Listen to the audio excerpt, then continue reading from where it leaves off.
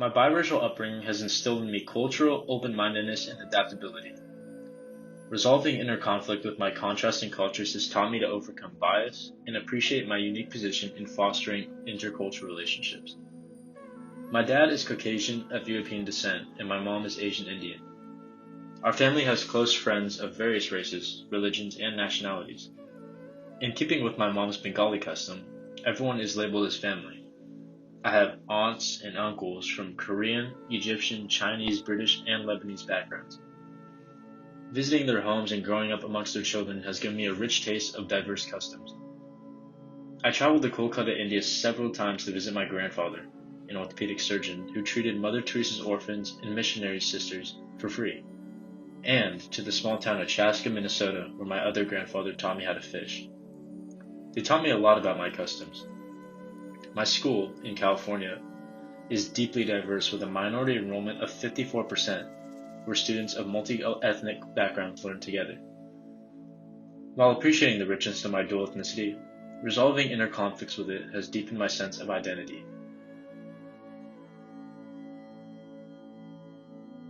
Your dad's family is Lutheran by practice.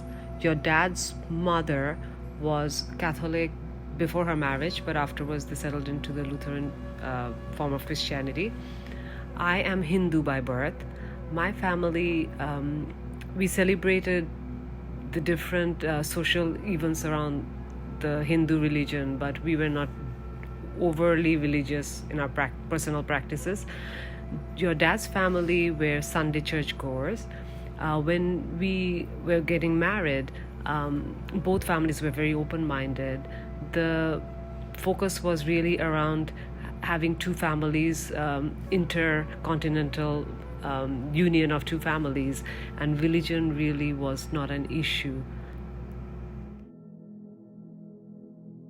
In general, both families existed very harmoniously, and we appreciated each other's cultural diversity. There was only one time I can remember we had conflict, and it was when your sister was born. She was my firstborn, and Doug's family wanted to have her baptized, and I was perfectly fine with the idea of that, and we went to Minnesota. However, when Doug's mom mentioned that it was important for Mai to be baptized in order to go to heaven, I took a little bit of exception to that, questioning her, saying that, is that the only way to go to heaven, if there is such a thing? And if so, am I going to hell? And I think Doug's mom was a little bit emotional over the question, and we did discuss religion at that point, and the notion of heaven, and what it takes to get there, if the place exists, and how different religions look at things differently. But at the end, it was very amiable, though I do think it's interesting they never asked for you to get baptized.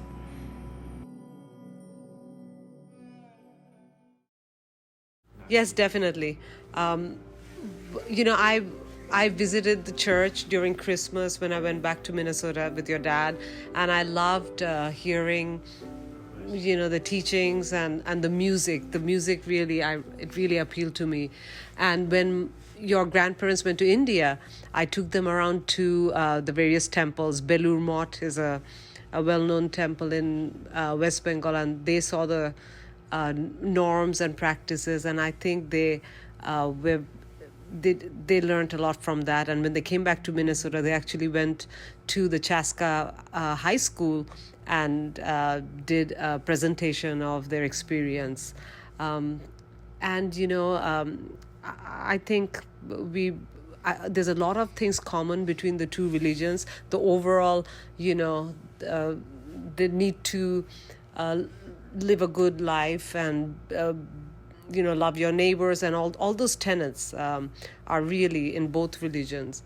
So I think it overall enriched the lives of both families.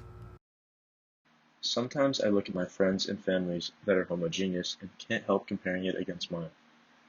I see all the opportunities that my diverse background provides, including the ability to travel to different places and immerse myself immediately deep into different culture. All kinds of broad experiences have been naturally handed down to me without me having to go reach out for them. and I am definitely grateful for that. The ornate surveys done by the former architects in 13th